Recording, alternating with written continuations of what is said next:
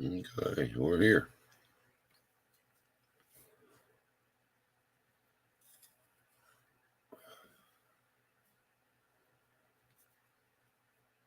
Hey, Scarlett, are you still there?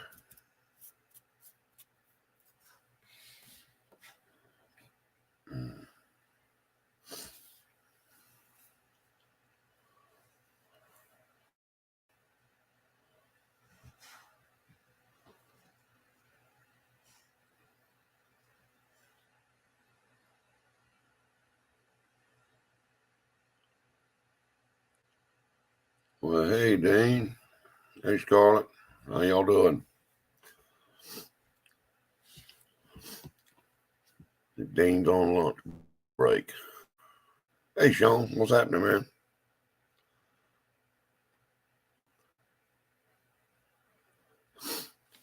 Yeah. So we did work on Barry's truck today anyway for a while. Then took that supposed 350 in the shop and out of the shop and tried some of that. Oh, what is it? Simple Green. Hey, John.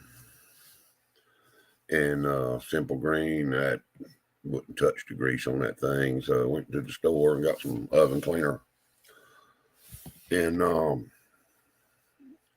cleaner and a pressure washer cleaned it up. So then I could see the numbers on it.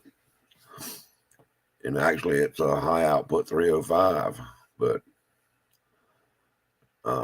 roller motor, so big little block if somebody wants a 305. But hey, Herb, how we doing, man? So anyway, the 305 is going to get pushed out the way, and we may just build a 350. I don't know. I got a 400 block. We may build a 400. I mean, it ain't nothing we got to have today anyway. So it would be nice to put a motor in the truck, so it would be to pull it in and out of the shop, being it's a truck again. But it's not the end of the world.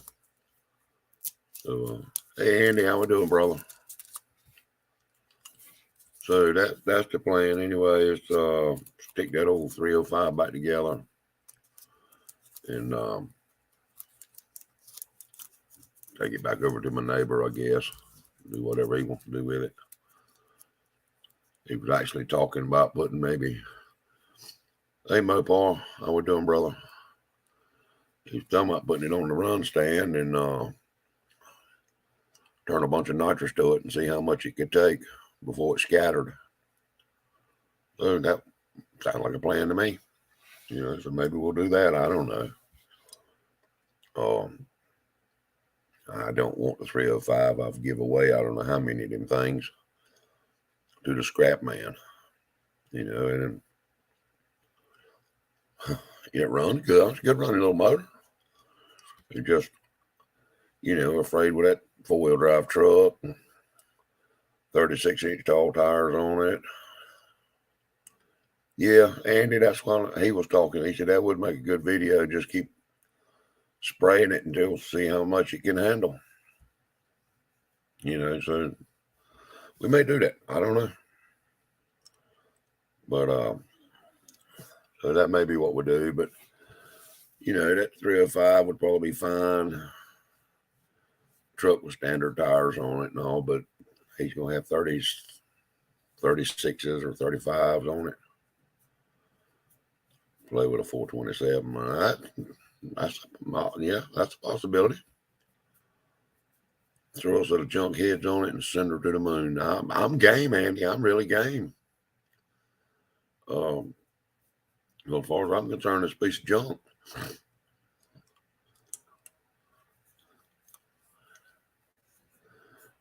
You're doing, Dean. But yeah, it would be interesting to see how much nitrous that little motor could actually stand before it let go. And, so that's a possibility. So I don't know. But definitely, I just feel like that truck, that just ain't enough motor for that truck. you know, with a 35 or 36 inch tall tire on it. No, so, and that's not what Barry wants. So, he will help. So you're guessing a 150 shot, and then boom. I watched some guys do one, pull one out of a junkyard. Oh, I remember now, Hot Rod TV or one of them shows. And Sean thinking 500. And at 150, 250 shot, the motor was pretty happy and was making 500 and 600 horsepower. And then when they shot I can't remember now if it was a 350 or a 500 to it, it didn't like that so much. She come apart, but it would, like I say, it would be fun to do. Yeah, it'll take 500 once. I don't know for how long, but it'll take it once. So, worth a shot, you know. Yeah, I'm not going to pull the pistons out there and gap rings. I'm not going to do that. They're war enough. They ought to be all right. That's Scarlett. You want to do that so it'll live. We want to do it so it'll blow up. But that's probably what would happen. Ring the ends would touch, and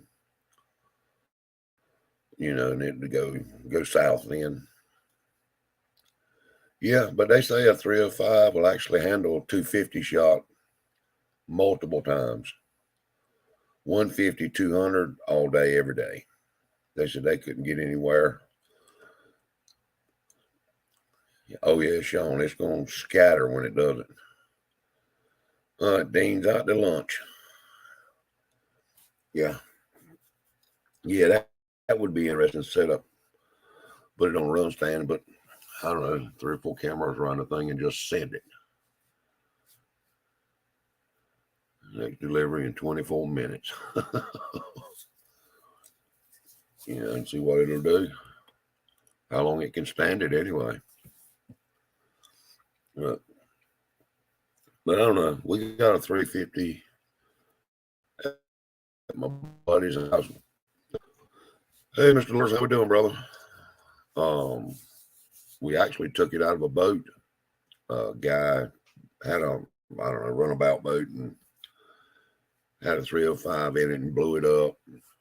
Bought a 350 and put in it. Couldn't ever get it running.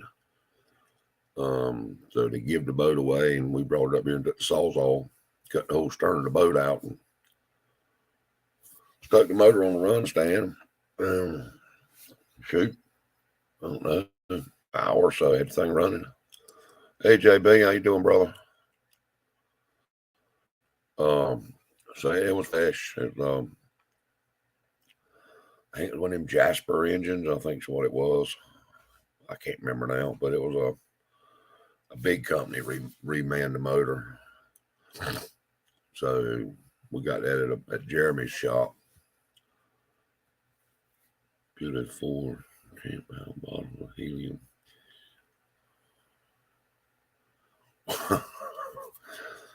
Scarlett, you're going to have to ask Dean that one. That's a good one for him.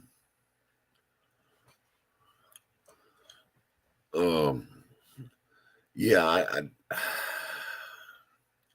you know, so I may try to get that motor from Jeremy and put in Barry's truck. That'd be a good one for that truck. I got a little RV cam. You know, it might be a good cam to stick in it. Give it a little more low end torque anyway. But, and then I really would need to know. I don't know what cam coming in boat motors, if it had anything special in them or not. You know, I don't really know. But anyway, it's we'll do something. I got enough parts to build a motor. I just need a block.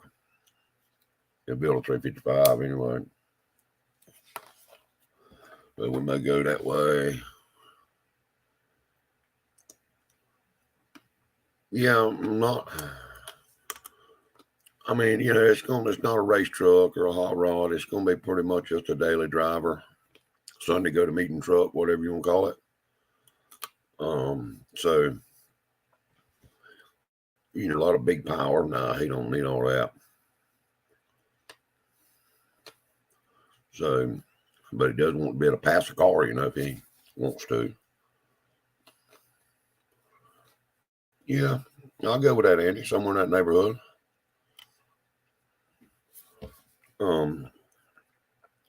I had to go back and look at the video. We called the people that built the motor, and they told us what was in it. So we had a number on the boat on the side of the block and all. And I want to think it had some kind of, well, of course, it had a cam in it, but some kind of aftermarket type cam to give it more low end torque or something. I really can't remember.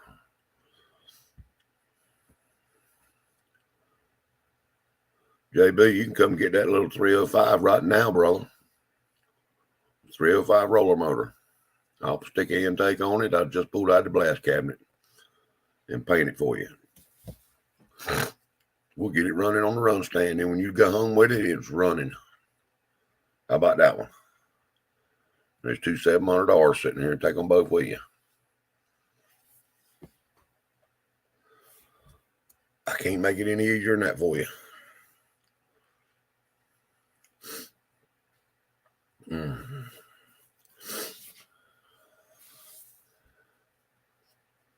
You might as well come on this way. I mean, shoot, man, I called my junk man, I don't know, 2 or 3 weeks ago. And I think it was 3 or 4 or 5 blocks I had under the shelter. I forgot all about the things. Man, take them things, Lee. I'm not going to do nothing with them.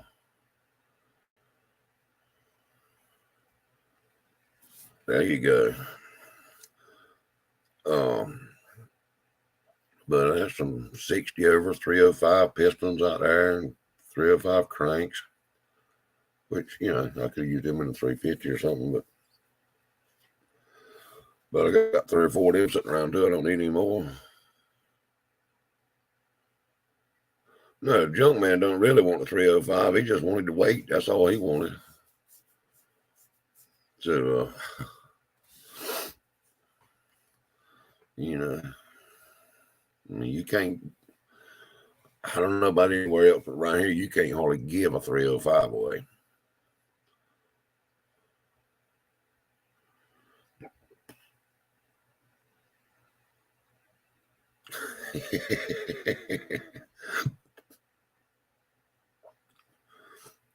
Yeah, I was there on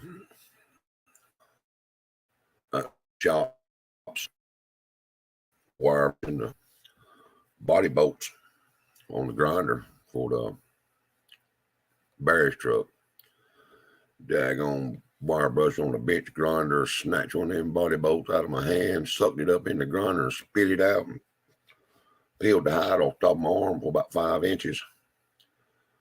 Boy, I didn't know what to cuss, cry, get so mad. For my own doing, I mean, I should have been wearing gloves or something, or put at least had a pair of vice grips or something holding the bolt.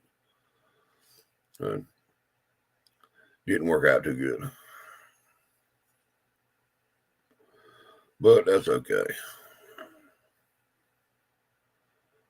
Yeah, I looked the numbers up on this 305, and it was actually the motor come out of a IROC Z. IROC Z28 is where the motor was originally in. And then my buddy got it. He works at a scrapyard thing. He got the wrecked truck and got the motor out of it. He just assumed it was a 350. He didn't even look at it. And he drove the thing for 2 or 3 years. It's a good little motor, but yeah. So anyway, we had plans of changing it to from fuel injected and to carbureted and HEI, but now we'll start fresh. May pull the heads on, you know, I don't know. It's got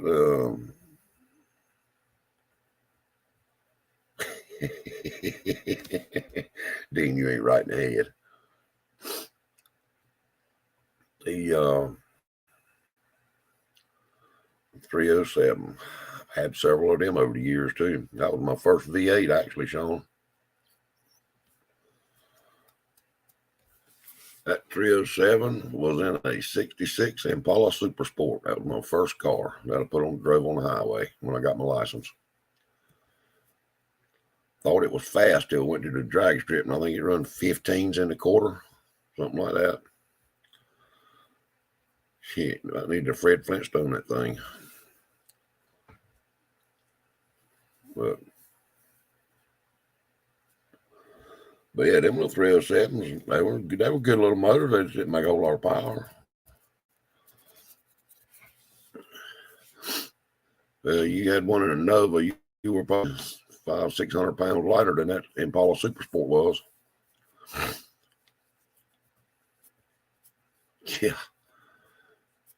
Yeah, I was upset. I thought that thing would run faster than that. I mean, it had a cam in it and all. It sounded like it was going to tear the world up. Yours was a piece of shit too, huh? Yeah. Yeah, then my next one was a 69 Camaro. It had a 302 in it. It run mid-13s if you didn't miss a gear. 4-speed car. But hard to keep a rear end under them things. But that was fun. Yeah, that were fun days in. But, shoot, man, them cars were everywhere back in 79, 80. You could buy a Chevy too or Camaro. Everybody had them. Mustang, all that stuff was cheap. But anyway.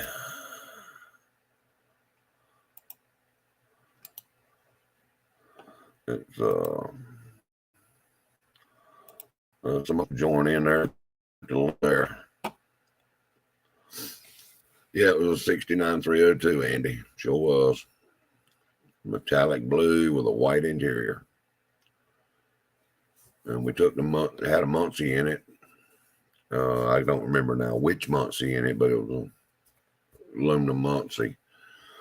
And we took it out, and my buddy built me a Borg Warner T10 and put it in it. And ground out every other tooth off the synchronizers. That way you didn't miss a gear no more.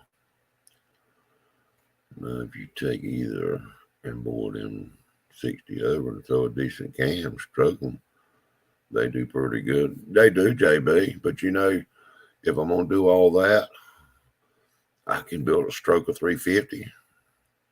Get a whole lot more cubic inches for the same money, if not less.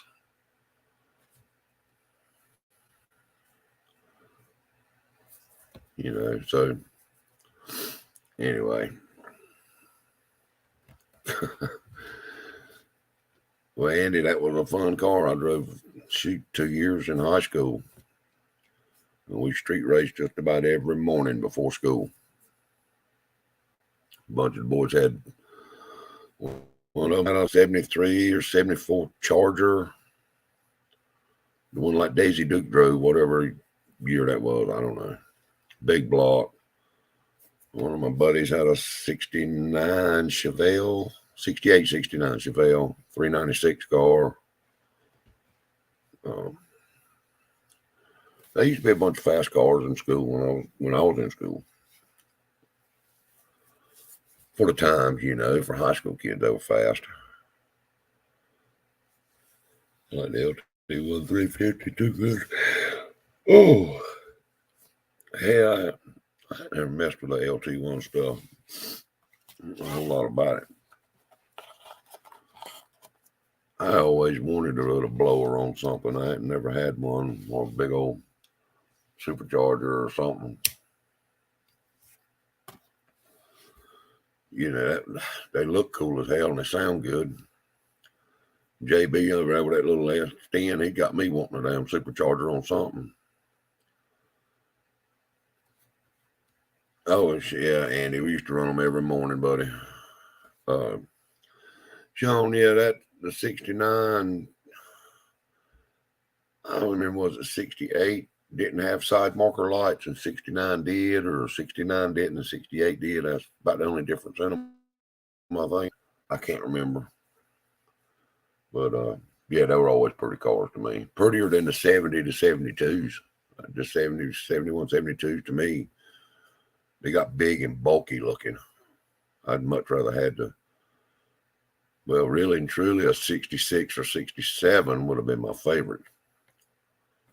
But 66 to 69, I would take any one of them. It wouldn't matter.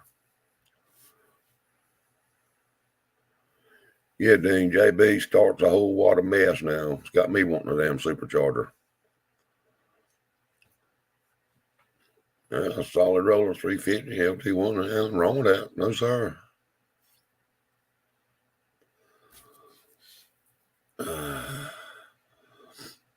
Yeah, I found a truck today. I'm gonna see if it was 80 3/4 ton Chevrolet 4-wheel drive with a service body on it, but it was factory big block. 4-speed, 5-speed, whatever they were. 4-speed with a granny, I guess. Or 3-speed with a granny, whatever you call it. That truck hadn't been moved in years, and I know it's got the big block in it. But it's 88, 89, some 90, somewhere along in there. 80s, early 90s. I may see if I can get up with that boy. Wouldn't mind having the motor out of it.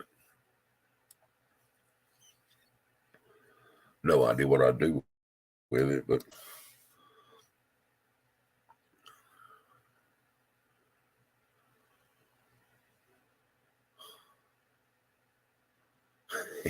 Dean, you ain't right, man.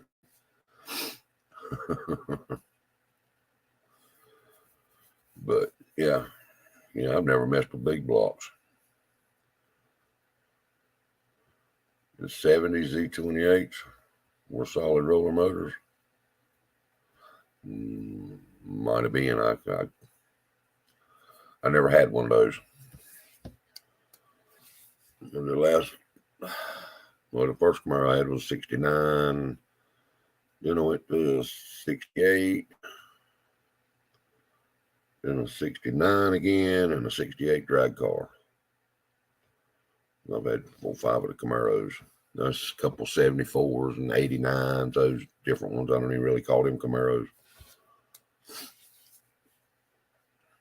A 67 Chevy 2 and a 66 Chevy 2. She had a 67 Chevelle, 66 Chevelle from Vol. You don't run across them. I had an 80. Shoot, I can't remember now. It was 82.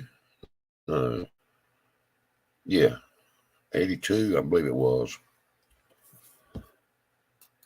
Trans Am that come from the factory with a 305 high output Chevrolet motor in it. Yeah, buddy of mine bought it new. And he said that was the motor it was in when he bought it.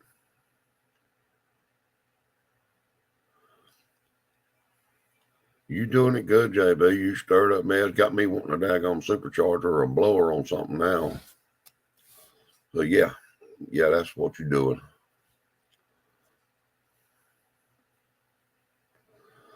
Yeah, Sean, I know that was a nice old 442 car.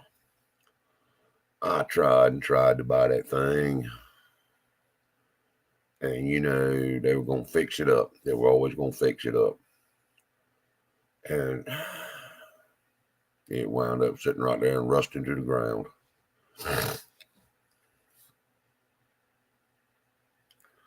Yeah, you're right, Andy. And them cars did feel fast. I mean, they were for their time, But shoot, technology now, you get a 12 or 13 second car now, you think in the 70s and 80s, that thing was quick.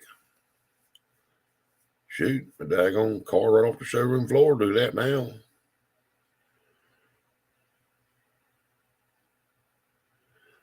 Yeah, that's one way of doing it, JB, and probably the cheapest way. I don't know. Turbo would definitely do it. So there's something else I don't know about no turbo either. I know they make a lot of power. So that's I'd rather be honest, I'd rather mess with nitrous. But I mean you can destroy something with that too. Yeah, I mean you're exactly right, JB. Superchargers are instant.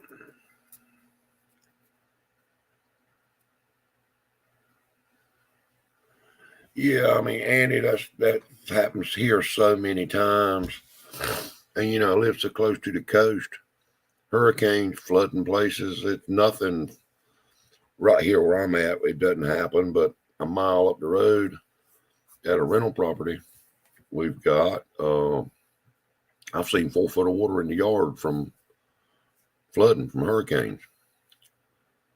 So, and that happened a lot here. So there's so many cars get flooded with salt water, they're done. They're done. Then the people won't fix them. So the salt water eats them up, and the pine straw rusts them out, and they're done. They get crushed.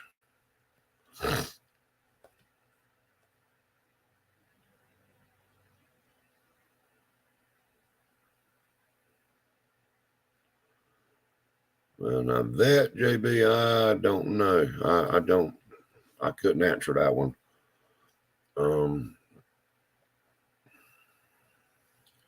It would be fun once anyway. I don't know how expensive it would be. Yeah, Andy, I mean, that's sentimental value of the car. Yeah, that was my grandson's or whatever. It was a family member's car, and I'm going to fix it up. That's a great thought.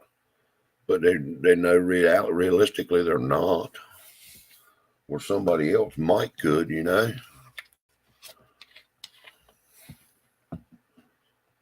exactly, Sean. I can take you to a couple of, what is a 69 or 69, 68, 69 El Camino that was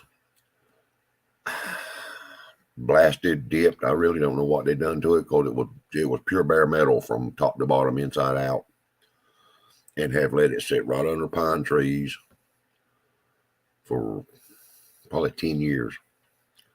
So it's ruined. I mean, it might be fixable, but it would cost you a bunch to fix it now. No primer on it, no nothing. But they were going to fix it. I know it was a 70, whichever Chevelle it is, it had the square rectangular taillights, not the round one, but the rectangular one, 71, 72, something like that. It was original big block 4-speed car sitting. And you can't get it. I don't bet you $10,000 wouldn't buy it. Because every time I've asked, they're going to fix it up. And never do. I mean, I understand you want to, but it takes time and money to do it. And just letting it sit outside just going to cost you more time and more money. And then the Cashful Clunkers thing come around there several years back, and shoot, a bunch of them got drug out of the woods and crushed.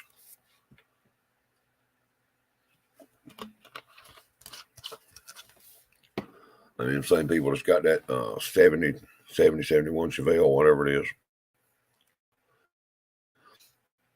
had a Vega station wagon and a hatchback GT Vega sitting in the woods.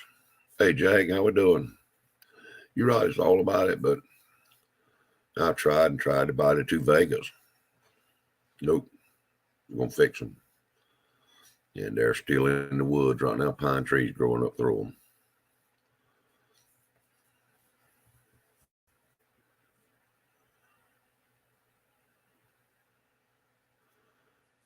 Sean, could that Chevy 2 be bought? Probably not if it's been sitting in the barn for 30 years. That'd be a good one to get, though. You know, I got a friend's bought a 67, I believe it is, Corvette, 427 car. And it just sits in his shop. He never done nothing to it. That thing, whoever had it for him, man, that thing was painted like caution sign yellow. My dad is ugly. But yeah, you ought to check in on that thing, Sean. You might be able to get you a hustle there. But he was fixing up. He fixed up 2 or 3 Chevy 2s and was it 56, 57 Corvette. He fixed up one of them. Had old square fuel injection things on top of them.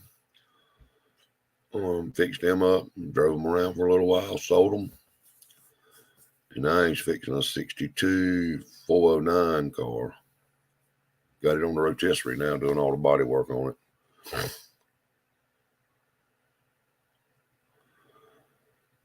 JB, they're around, buddy, but good Lord, they're high.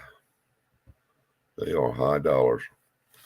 You know, and the little Chevy 2s really, unless you spend some money on the front suspension, they don't drive good at all. You know, they really don't. With the rear steer on them, them things, they just don't drive good. But, I mean, that's all changeable now. Well, did he inherit the car? Is that the reason it's just sitting, Sean? Or just build it and then nothing?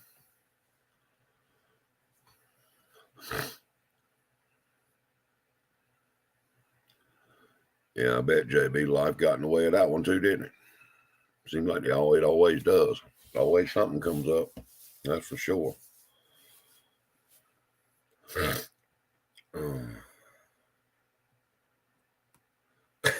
I can't answer that one, Dean. I have no clue why they put rear steer on them things. Well, if you put much motor in a Chevy 2 and you don't do something to the steering on them, you're going to be in a bad way because that thing's all over everywhere.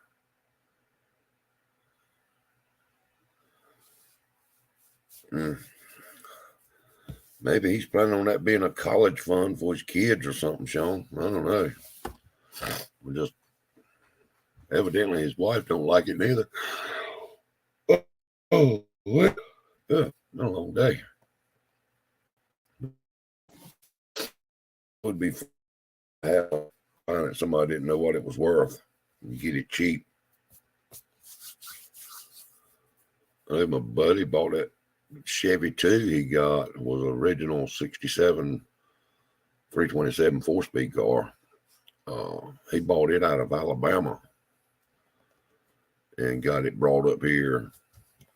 And somebody had been in there and put crushed velour interior in that thing. Oh, my Lord. It was rough. I mean, it was new interior, but Lord, it was ugly. He went there and tore every bit of it out. You know, and put it back like it comes stock.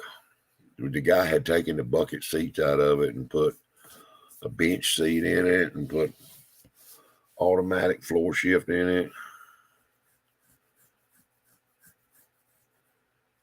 You got that right, JB. Straight axle and kingpins. That would be a yeah. But he put an original, not the original, but a period correct numbers matching 327 and 4-speed back in it. And a beautiful little car. And just turned, sold it. Drove it to New Bern 2 or 3 times, get ice creams with, and he's tired of that and building a 62 bubble top 409 car now. That's gonna be black with red interior and beautiful car. but he's been having trouble finding 409 parts. You know, the heads were bad or something on the motor. I can't remember now what it was, but anyhow.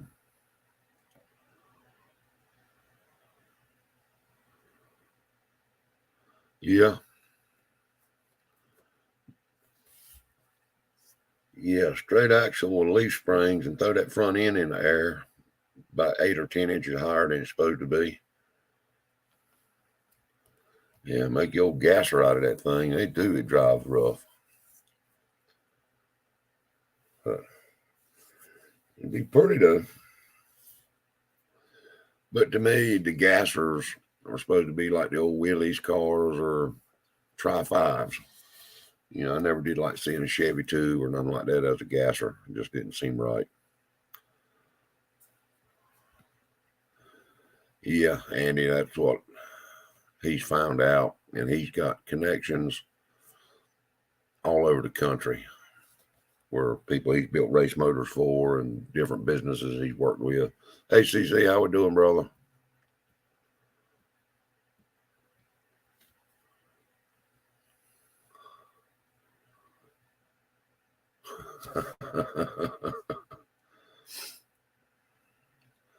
Yeah, them old Willises look good as gassers to me. You know, they probably don't Studebakers, you know, it's anything but a Chevy 2. I'm glad it is, man. I'm glad it is. I'll tell you what we did. We're talking about that sealer acting like a pure fool last week. I mixed up another gun load of it and thinned it 1 part thinner. And oh my goodness, it sprayed so much better, just laid down slick as glass. I was shocked, you know, how it made that kind of difference. So your advice worked. Then I get to reading, and a lot of people are saying that, you know, you got to thin it down. But, you know, why don't the manufacturer tell you that? That don't make no sense. It's 12 inches. Yeah.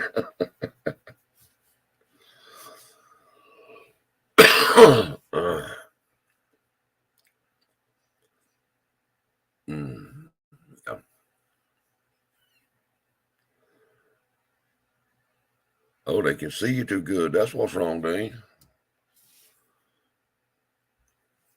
You need to put a mask on your face, and then they'll let you in. Look like you're gonna rob it, then they'll let you in there.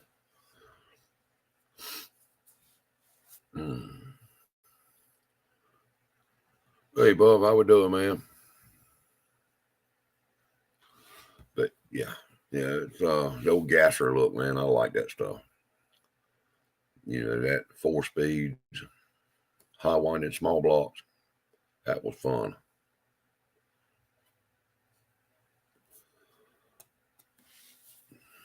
Yeah. So it's, you know, it's all good. I would just love to find a little Chevy 2 or Chevelle, but they're not around here. You're not gonna find them.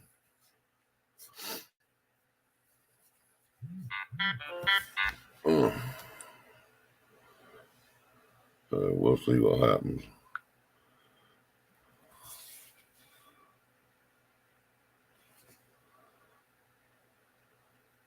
You gonna get that, Sean?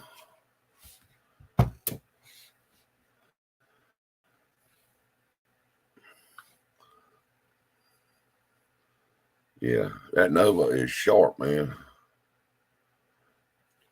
You need to get that if you ain't already.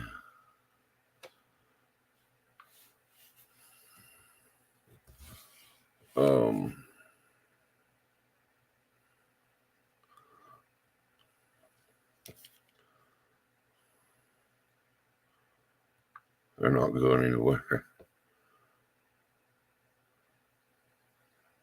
I like that Malibu too now. Yeah. Yeah, I'd be happy with either one of them. Oh, it was you? Damn, you need that car back.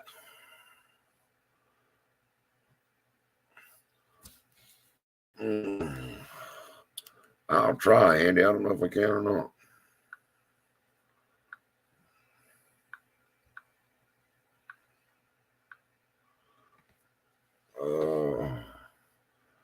Nova Sean used to have.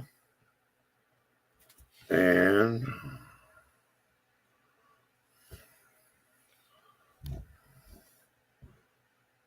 they won't let me do it. The Malibu, I think is what it is. Yeah, both of them sweet cars. The Nova would be the one for me.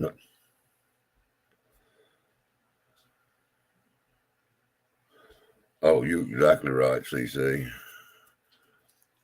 Won't have time or money to do it.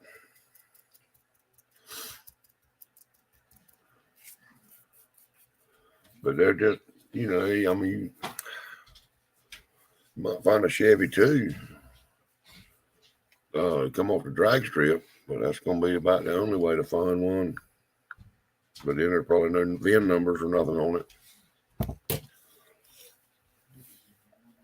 So, well, if I find one, I'll sure let you know. But I know you want what you want. I can't let that C10 guy. My granddaddy roll over in his grave. He knows something happened with that truck.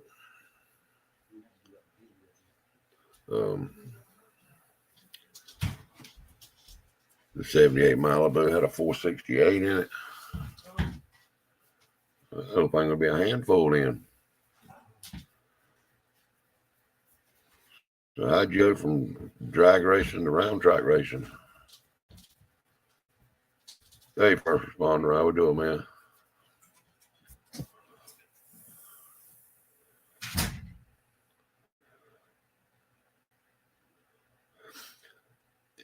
I mean, shoot. What little bit I know about round track racing, that's some high dollar stuff, which drag racing is too if you go fast. But I don't think it's nowhere near as bad as round track racing. So, yeah, we had daggone son-in-law come in here this afternoon. He said, man, we need to do something front end of this Dodge. I said, what is it? Old front wheel on the driver's side laid right over. I said, good gracious sakes. We jacked it up and the damn ball joint, the upper ball joint had come out. Had a socket in the top of the upper control arm. Didn't think threaded in there. Well, I hated if somebody ever has to change that ball joint now. We jacked it back up and got that thing lined up and screwed back in what threads were there. And I put the MIG welder to it. So somebody, if they ever had to change that ball joint, they're going to cuss. They have to change the whole upper control arm now, I would think. But I didn't know what else to do to it. The threads were gone. I mean, I don't know if y'all haven't changed a Dodge upper ball joint, but that thing screws in instead of like a Chevrolet or something that's riveted. Yeah. I mean, you only got half inch or so of thread to screw that ball joint down into from the top side of the upper control arm. Ain't nothing there. I mean, it just stamped thin steel and looked like fine threads, so there's not enough really meat cut into them anyway. So I ain't know what I'll do to it, get it lined up like it was supposed to be and weld that thing in there. And took the grease gun, and pumped some more grease in it and let her go. All I know to do with it.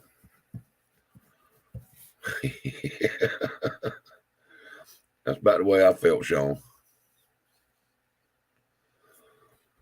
Always something. Yeah, I don't believe it. If it backs out now, it's gonna be ugly. But yeah. So I did check the one on the passenger side, and it seems to be fine. I don't know what in the world why the driver's side one would be like it is. And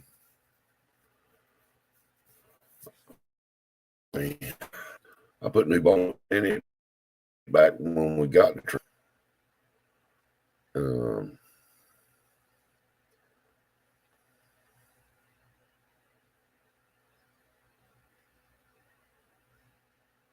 Well, you building a half a big block and a half a small block, JB?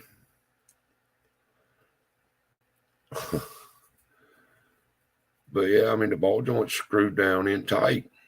I didn't put an impact on them. I done them by hand with a ratchet. And a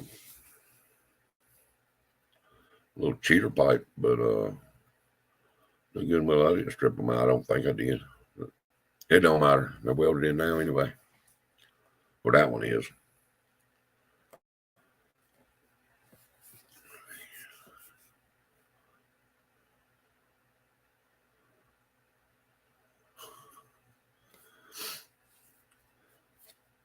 There's always something in it for I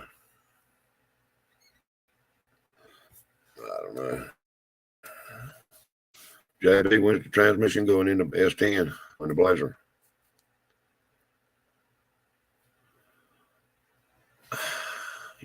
Sean, I wonder what the application asks at a parts store, because I swear they are some of the dumbest people I have ever seen in my life. I mean, the smartest fella in the world, but I mean, I know they're following the computer program and all this kind of crap, but some of them questions they ought not to even have to ask you. You want a U-joint for a 87 C10. Well, it don't make a damn whether it's got air conditioning on it or not. Well, power steering ain't got nothing to do with it. Hey, DeMarcus, how we doing? I don't understand. Go to O'Reilly's, and if you don't really do your homework before you go and cross-reference to their numbers, ain't no telling what you're going to get. But I mean, JB, you talking about a 5/8 to 3/4? Hell, probably most of them couldn't even read a tape measure. Or do you know what 5/8 and 3/4 is?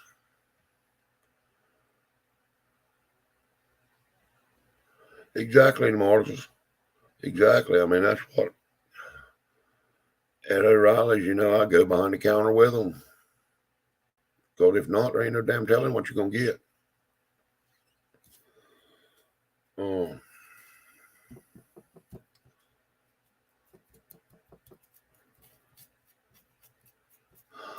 Well, that's right. You were going to change the pump. You had a high volume, high pressure pump, didn't you? In the motor, in the Black Blazer.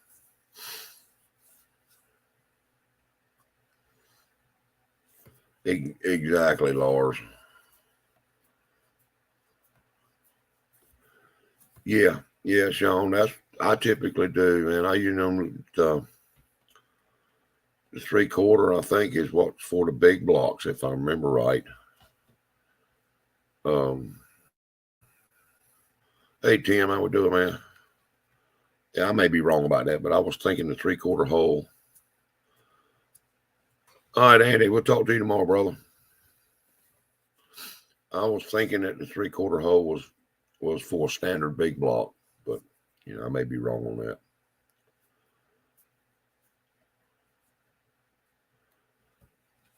Oh, JB, now look, you're building a hot rod. You're never done with them. Never. It started out as a street drive, just a daily, but we need to do this. We need to do that. And before you know it, you'll have 2 race trucks. It's about what's going to happen. The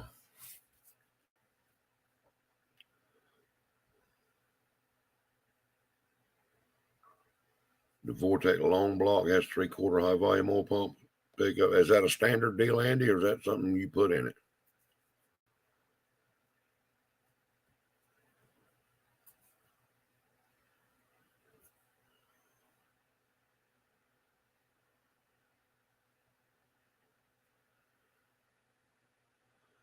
Oh boy, you're gonna blow them out the water, DeMarcus. You're gonna blow them out the water. You're gonna take out all the stuff, all the changes you got on that thing. Okay, that's what I was wondering. I didn't know if it was standard deal on a Vortec or.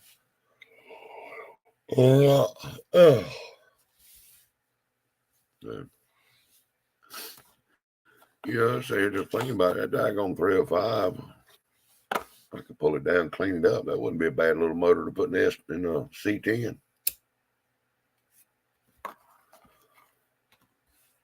But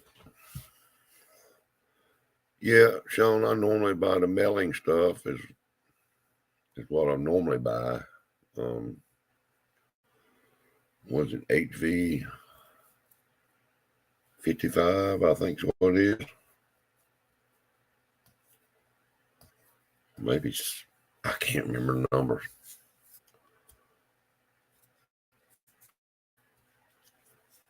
You know, PC. Think I better stick and put the 327 in it?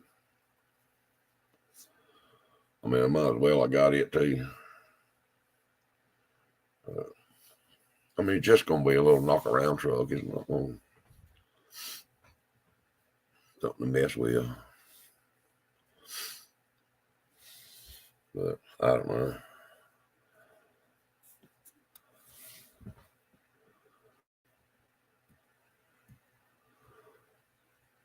Yeah. Yep.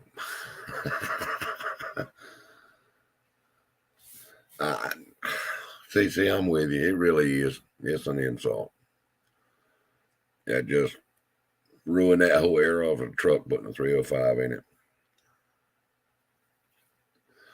Yeah, well, that's why that's a little small Journal 327 I got sitting on the engine stand. Might as well do that. All I got to do is drop a set of heads on it and it's ready to go.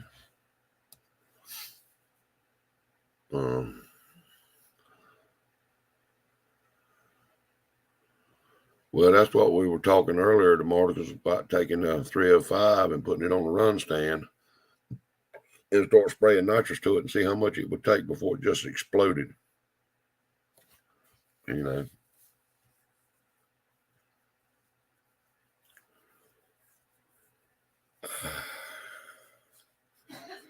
It does, first responder, and if you're not careful, it will destroy your daggone distributor gear on the, you know, they just put so much drag.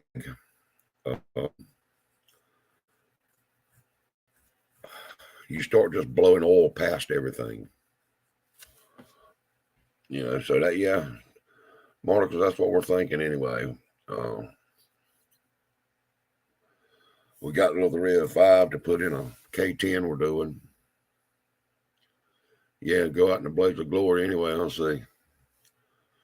And it was supposed to be a 350 and started cleaning it up today and running numbers on it. And it was definitely a 305. And then it got on the back and there it was stamped right in at 5.0. So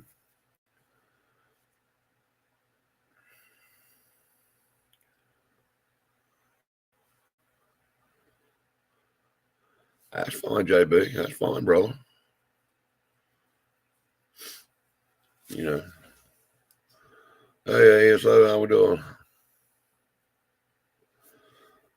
So the 305, the boy that we got it from, give my buddy his money back, and he said, "Man, we'll do something with this thing, blow it up or something. Hell, I don't want it. I don't need it." So he's putting a 454 in the truck he took the 305 out of. He thought it was a 350 the whole time. So it's a win, and get rid of that thing anyway. Well, he was asking me, how many bottles of nitrous is it going to take? I said, probably not many. Probably not many. Depending on how big a jet we put in it. I understand that, although I've been out in the shop all day. And I gotta help my son tomorrow. He's wiring a big old, I don't know, it's probably 4,000 square foot house. Big old 3-story thing. Got to go help him with that, and then go to physical therapy for this leg. Then go back and help him. So, hey, how we doing? So, we'll be busy tomorrow. And my grandson, he's 4 years old. He's out of school. He's out of preschool Friday. So I asked him what we're going to do Friday. He said, we're going to the Sonic. Because Sonic's got a playground. So we got to go up to Sonic sometime and eat and let him play on the playground for a while. So that's what we're going to do anyway Friday. But yeah, it would be interesting to see. I would love it if I would. Well, I got access to a dyno, but my buddy ain't gonna let me blow a motor up on purpose on his dyno. But if we could put that motor on the dyno, and run it and get a baseline, and then say add 100 chop to it and make a few pulls, and then 150, and keep bumping it right on up till it scatters. But he ain't gonna want that mess in that shop. So we must have to do it on the run stand and guess what it's doing. So, it'd be interesting. It'd be interesting to do. I kind of hate to ruin a little roller block, but, like I say, there it is, a 305. What else you going to do with it? Time you bore it, stroke it, and all that. I can build a 383, something of that sort. Or de-stroke a 400 to 377 or something and make a whole lot more power for the same money.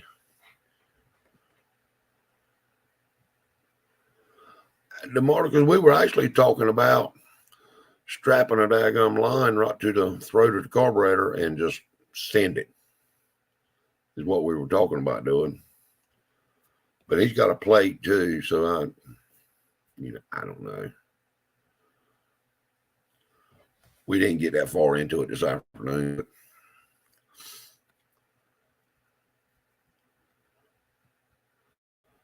Man, I got more trucks around here now than I can shake a stick at. My wife will divorce me. I'll bring another truck home.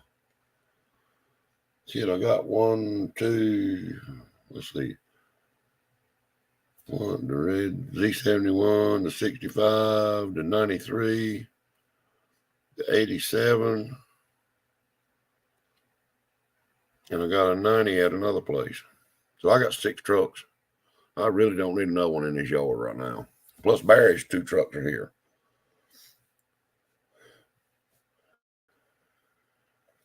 Yeah, I got Ed. I bought a Holly carburetor from a guy off Marketplace.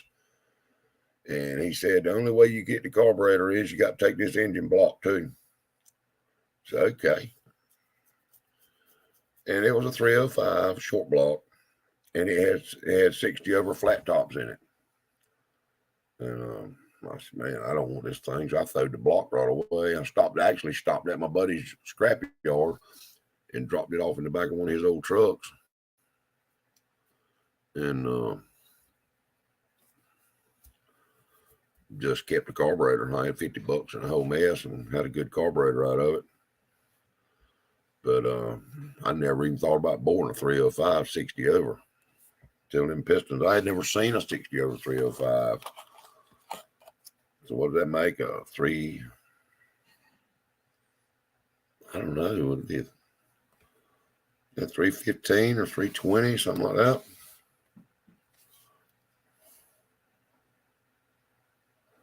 No, yeah, so I've had 2 of them things.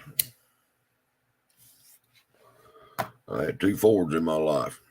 three. Actually, I had a 65 Mustang my dad gave me when I was 16 years old, and I sold it for $25 because I refused to drive a Ford. I ain't no lie. That's the God's honest truth. He was madder than fire with me. I had a 69 short bed Ford pickup 2-wheel drive, had a 390 in it. That thing runs so good you had to stop every station there was and put gas in it. God almighty, that thing burned a lot of gas. Question, what am I no logistics behind this? How well would propane work at poor man's nitrate? It works very well with a diesel. Now, I don't know about a gas engine. Okay, 314 or 315. That's kind of what I was thinking, Ed. I wasn't real sure. I don't. Yeah, then I bought a 89. Might have been a 90 short bed Ford 4-wheel drive. And at 12,000 miles, both front wheel bearings went out in it. They never had no grease in them from the factory.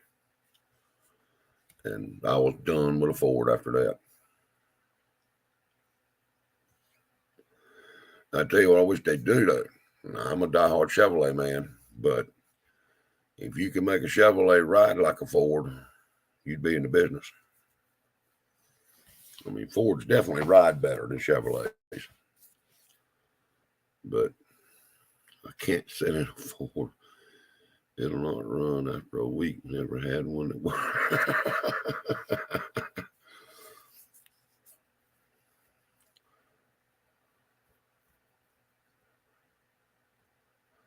Yeah, I don't know. I understand that ASA.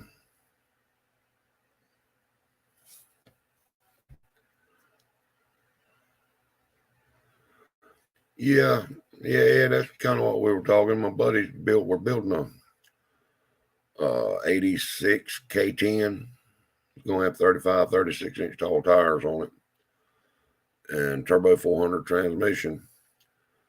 And I just couldn't see, that daggum 305 is going, I mean, it would work, but it's going to be lazy. And so, hey, Hippie, how we doing, bro? So we just kind of scratched the idea of the 305, and oh man, I thought I was the only one that had issues with Ford. 350 issues.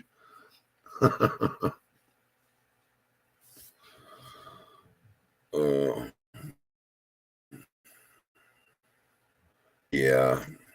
So we're going. I think what we're going to do, my buddy, I got another motor I can get that's fresh.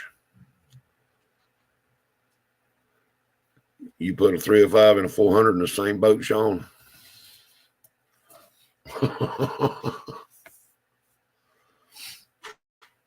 Yeah.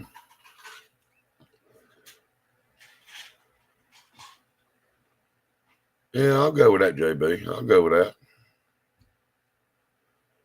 Well, we talked about that, Ed. We talked about that. And that's not off the table yet.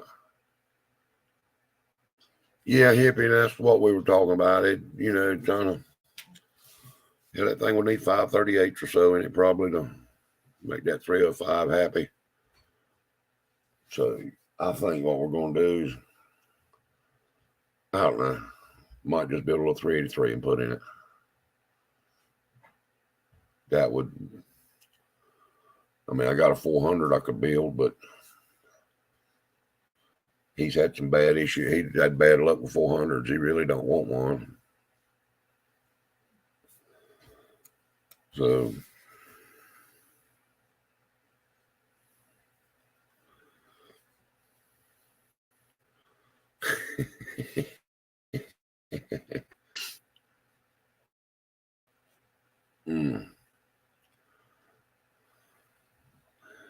yeah, I don't know.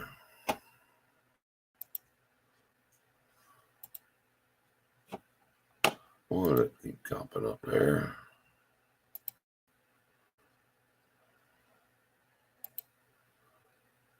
What in the world? I'm getting email notifications. Well, 327 4-bolt, a great little engine.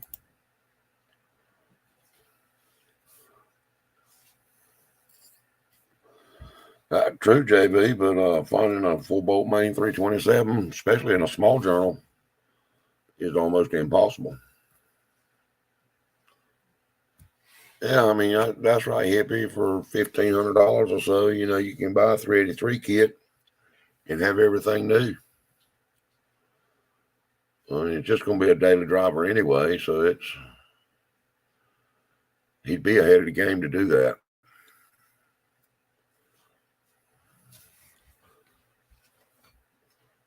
So I may try to talk him into doing something of that sort.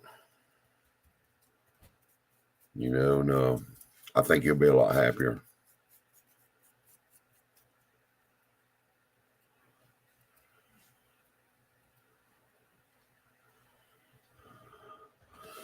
So I got a buddy that built race motors for all drag racers all over the country and Australia. And he'll tell you right up, straight up, he can make a 350 all day long, make the same horsepower numbers a 400 will, and the torque is relatively the same, and live a whole lot longer. He hates a 400 bad as Sean Scott does, because they just don't live. I mean, there's a shortage of 400 small blocks in Ohio because of Sean. He blowed up every damn one there is. So,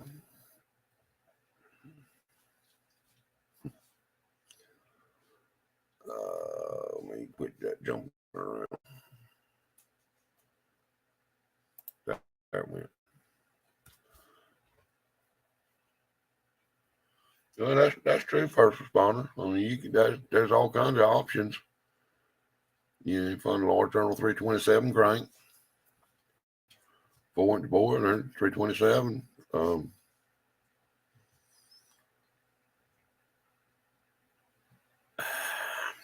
400s are, I like a 400 all right if you go ahead and spend some money on a good set of heads.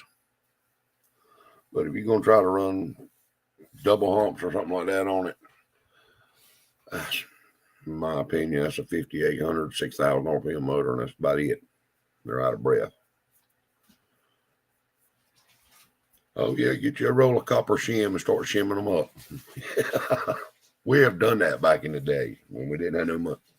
Had no money. We have done it. Polish the daggone crankshaft, and then have so much clearance. Take copper sheet metal, copper shim stock, or flashing rather, and cut it and put it under the bearings to tighten them up. That ain't no lie. We have done that.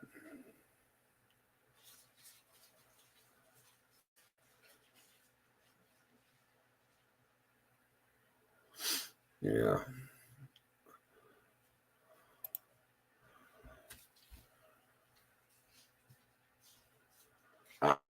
Yeah, Sean, I'm with you, man. And I come from the drag racing stuff, and to me, RPMs are my friend. And the 400s just didn't like RPMs unless you put a good block in them,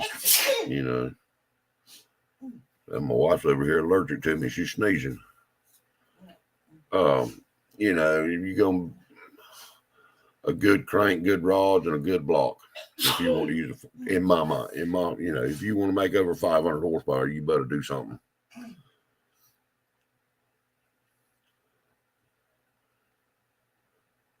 I've got a D-stroke 400 out there in the shop right now. It's 18 degree, 377, and it's a bow tie block, Cali crank, aluminum rods. It's a 16-to-1 motor compression. It's got a bunch of compression in it. Like I say, 18 degree, and it's 700 horsepower, 600 foot-pound of torque. But it's a 10,000 RPM motor too.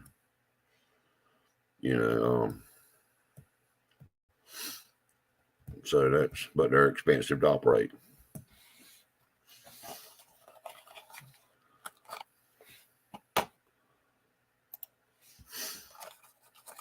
Yeah.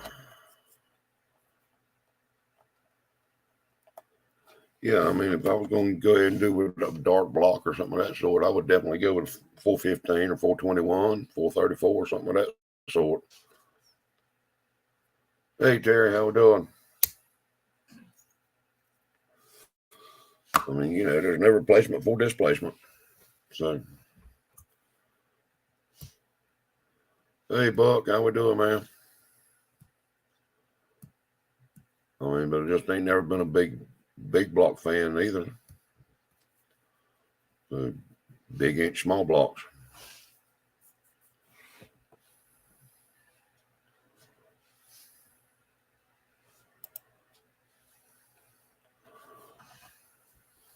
All right, Marcus, we'll see you later, man. Appreciate you coming in.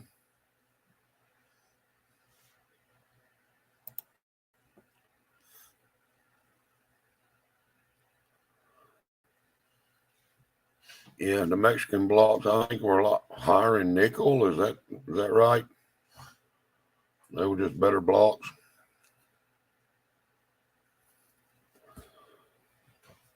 I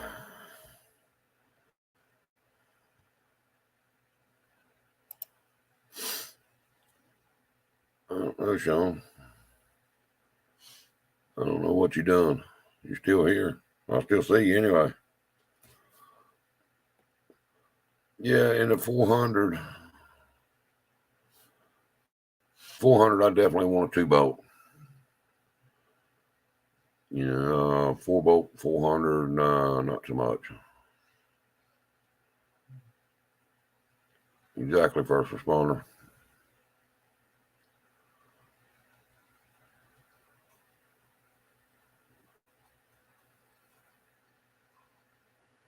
I'll go with that.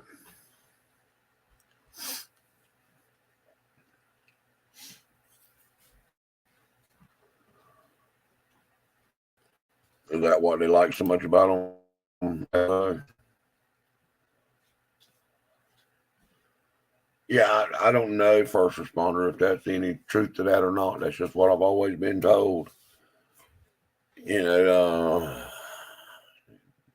don't know. I honestly don't. It's I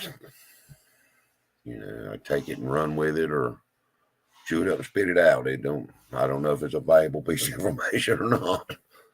Just what you've always heard. But man, I've run all kinds of small blocks, new ones, old ones, junk ones. Some that were supposed to be super great and some that weren't. Part failure typically took the block out, not the block itself. Give up.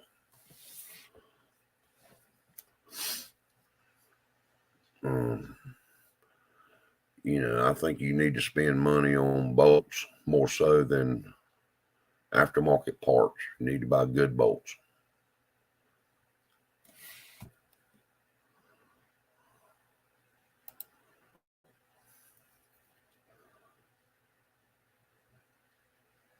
Yeah, I'll go with that. Yes, sir.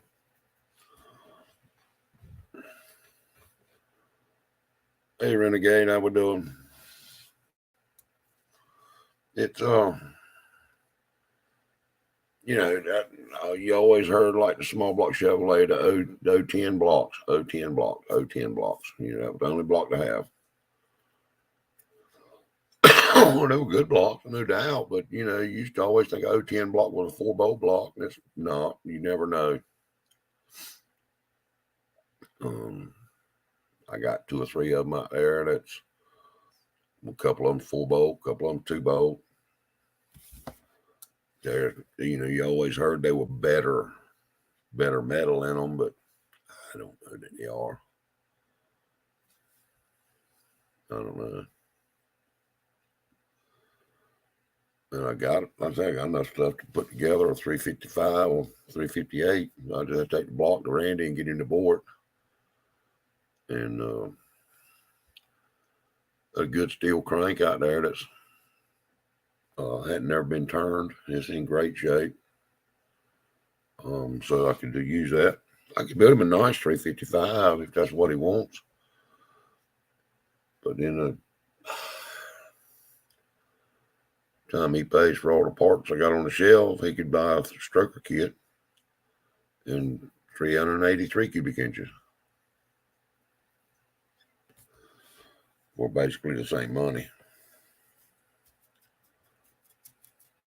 So that, and I don't know. I've always used Eagle stuff.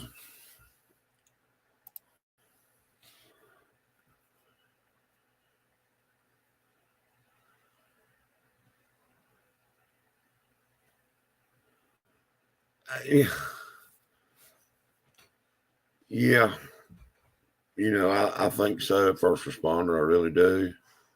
Because those blocks years ago, 010 was a 4-bolt main block. You could bank on every one you found would be 4-bolt main. And then later on, started finding 010 blocks. Used to, they were mostly in trucks. You find a truck, it had a 4-bolt 010 block. But then it got where the last one I pulled out of a truck over at our shop, a work truck that my boss had parked. I crawled under it and I could see 010 on it, on the side. So I said, shoot, I'll go ahead and pull that thing. And it was 2-bolt main, so that I don't bank on that anymore. I really don't.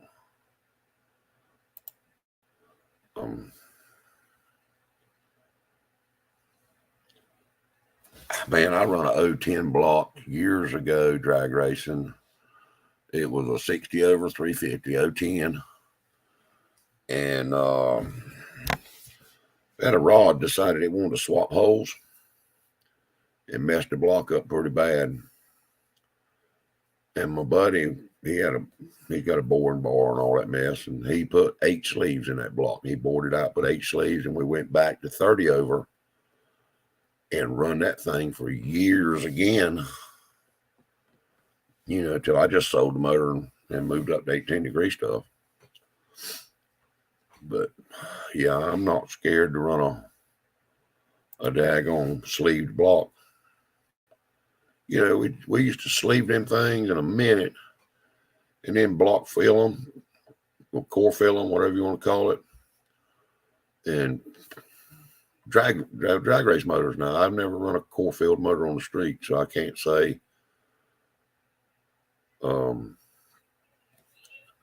Some people say they run hot. Drag racing, they didn't show that they run as hot. They run actually a little cooler. But one guy had a comment about that. He said, well, that's true, but if you had an oil temperature gauge, you would see that your oil is substantially hotter than it was before you poured the block. Now, Ed may know more about that than I've never had an oil temperature gauge, so I can't say. But he may have been on to something, and he may not have been. I really don't know.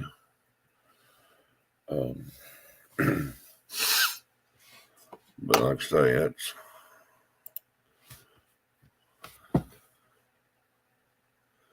Yeah. Hippie, I mean, if you like the block, I wouldn't be scared one bit to sleeve that thermometer and go right on with it. Wouldn't bother me one bit. Yeah. Ed saying the same thing. Yeah, you can sleeve it with no problem.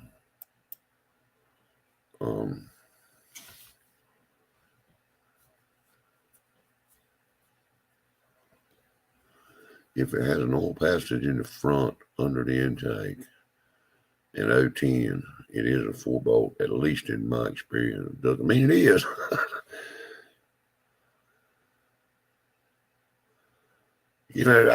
I'd like to say, first responder, you got me to go. I'm going to have to go look now tomorrow. Like I said, there's a couple of 010 blocks out there that are 2-bolt and a couple that are 4-bolt.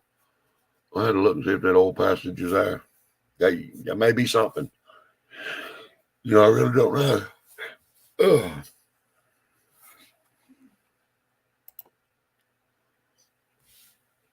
Hey, Wendy, how we doing? The OT and 020 is high nickel and high tin. Okay, well, they always, everybody wanted 010 blocks, years for years and years.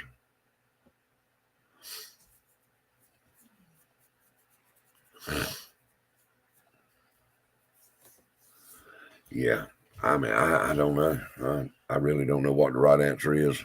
Buy a dark block, maybe, or a bow tie block or something of that sort. That might be the answer to it if you're going to try to put power to it.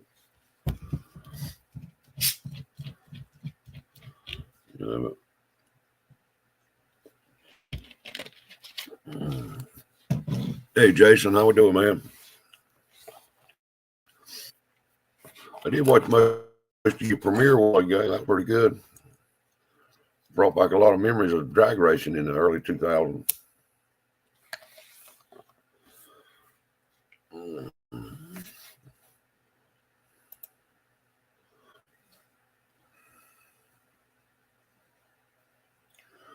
Well, I don't know. Maybe never paid any mind. The 020 block. I don't remember seeing any. And I may just overlooked them looking for 010, Yeah, that was pretty good, Jason. I enjoyed that. Good old Saturday night bracket race is hard to beat.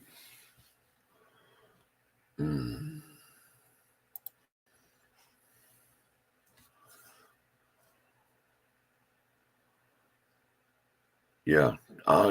Torque platinum is, to me, is very important. A lot of people don't even think about it, but I think it should be torque plated. That's definitely. I like square the deck up on the things, and torque plate them, and you got something. Well, I mean, that's an idea right there, Sean. That, but you there again, you start doing all that, paying a machine shop. You could just about buy a daggum dart or bow tie, a little M block or something of that sort. All right, JB, we'll see you later, man. Appreciate you coming in. What's a little M block now? $2,000, $1,800, $2,000? I have no idea.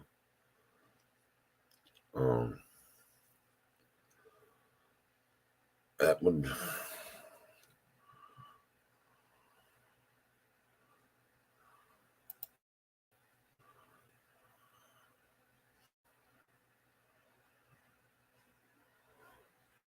Sounds like fun. Can you get the base pan off that thing?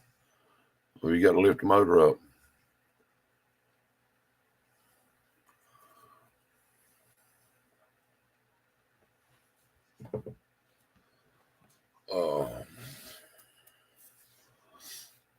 So anyway, yeah, that like Sean was saying, splayed caps. There's all kinds of ways to beef them up.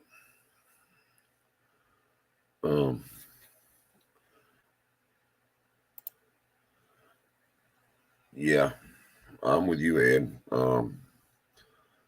You get paper thin cylinder walls and you got pistons in there doing the Macarena, boy, it's going to get ugly.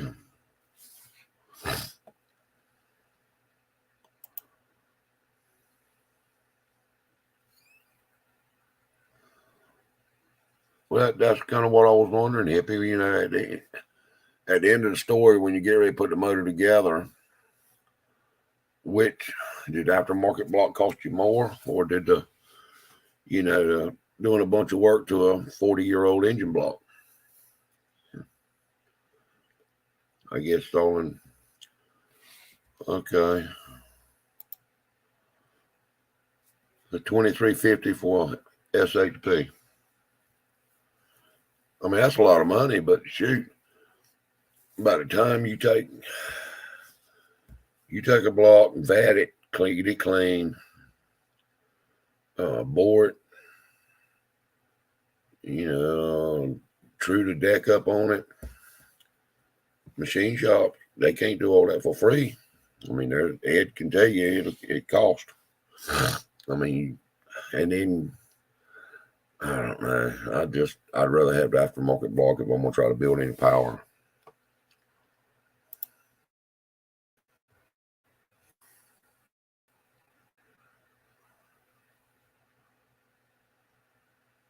I mean, I'm with you, Terry. It'd be interesting to see if you had just old block, and had it machined and had it done right, and then had an aftermarket block, get it bored, trued up, make sure everything's dead nuts on. What would you have in either block? That should be kind of interesting.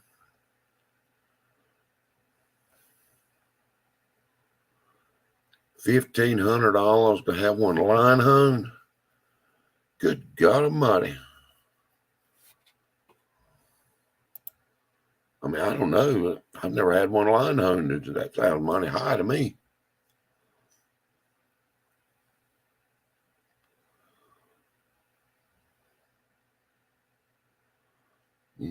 Lord.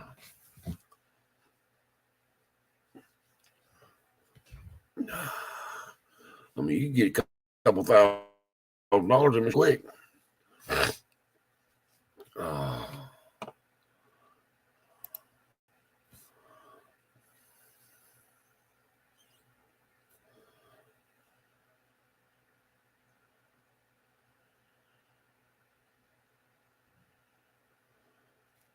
Oh yeah, first responder. I have no doubt what you're saying. I go by what I've always been told, and then I find out different all along. So, yeah, I'm game to learn something new.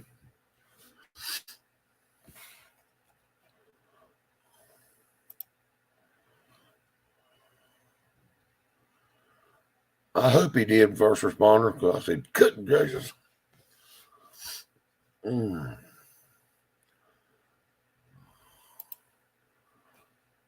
Okay, Sean. So you can get it all done for about $650. Okay. I mean, that sounds more realistic to me. But I mean, I don't know. I've never had one line hung. No, I can't.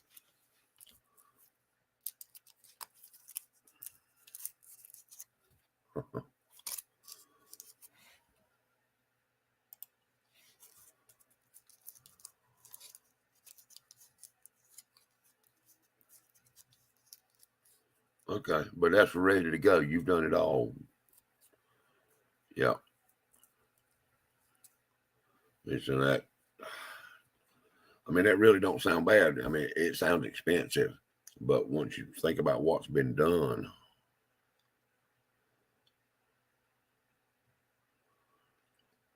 that gone hippie. That sounds high, buddy.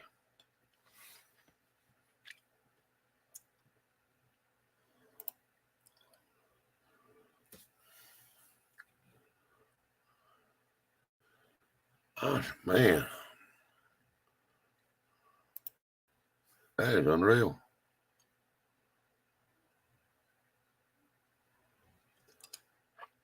Yeah. Yeah, COVID makes machine work and everything else. It made everything else go up. It might as well make machine work too. Yeah, I had no idea. I mean, that's kind of first responder. That's kind of where I was thinking. To have one line home, $200-300, something like that. To me, that makes sense. And like Ed's saying, there's a lot of time involved in doing all that. And you blueprint the deck, torque plate it. it takes time. So, yeah.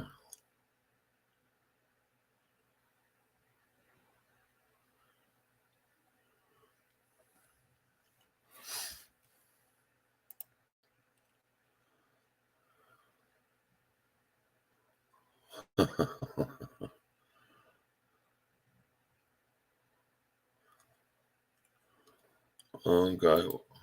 What size motor are you putting in that look?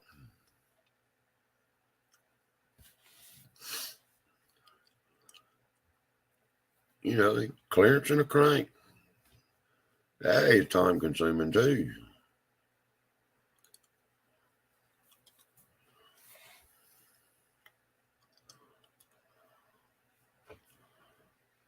Yeah.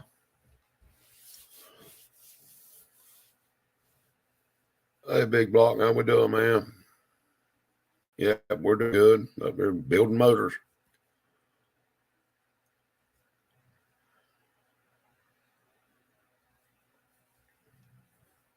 Yeah.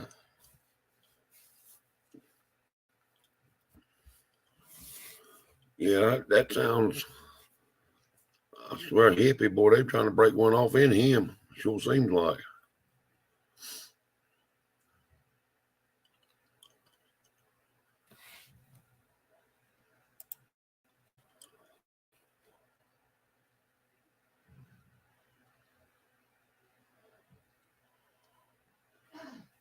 Huh. Well, that born in and decking it for 550, that sounds like it, that's fine. But you don't want that feller to line on one, that's for sure. That's crazy.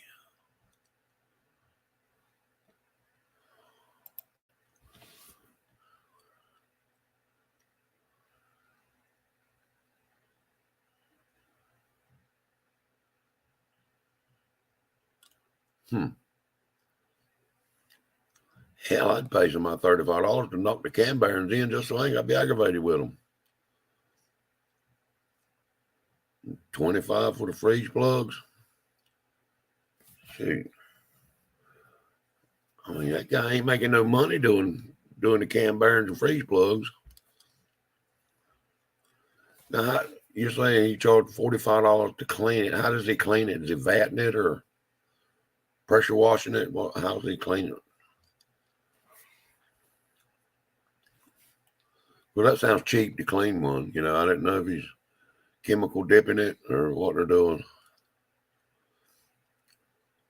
Or you just spent so much money on 400s for all these years, that guy gives you a heck of a deal. That's probably what it is.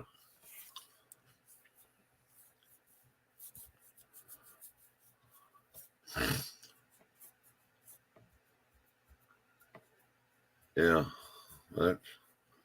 I mean, around here, $200 to bore one. That's yeah.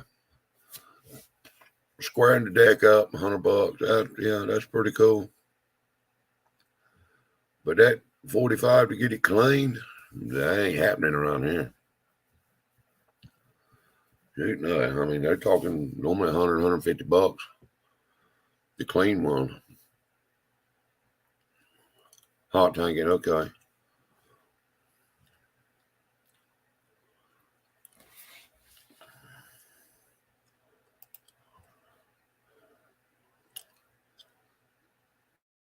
It's painted pink.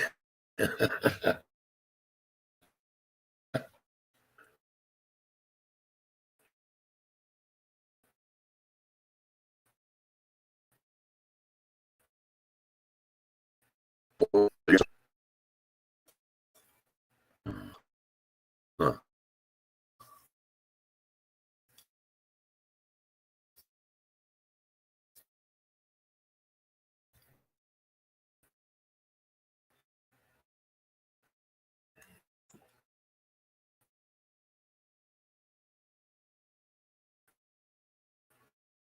I don't know what's going on.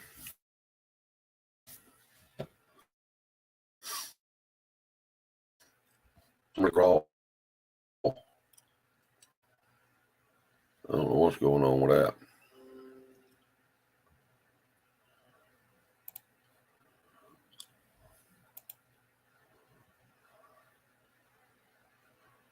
3 or 4 months out. Good gracious.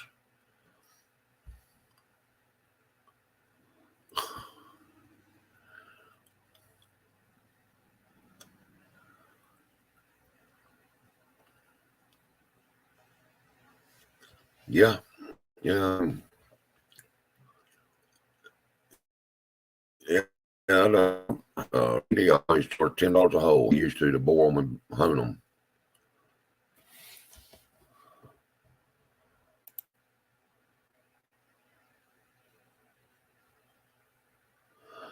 I don't know, first responder. I don't know what happened. It just froze up and looked like I had lost signal, and then it come right back. I don't know.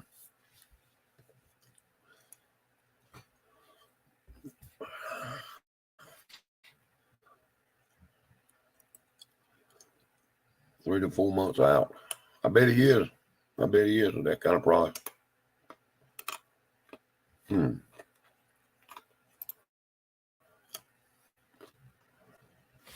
Yeah, I don't know what's going on with the service, why it's coming and going, the signal. But it sure seems to be. But anyway, guys, it looks like it's coming and going. Going to continue that. We got some bad weather coming or something. I don't know. So, anyway, well, guys, I think we're just going to go ahead and get off of here. I appreciate it. We've been on here an hour and a half now. I haven't worked on the machine in a month. So, let's see what ASO says.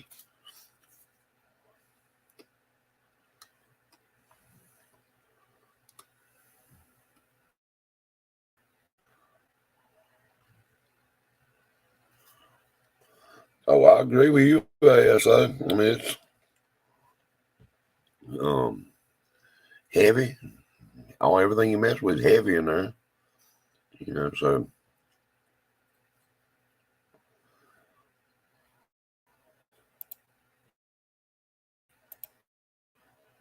for a 2-cylinder rotor-headed machinist over here actually crawling over edges.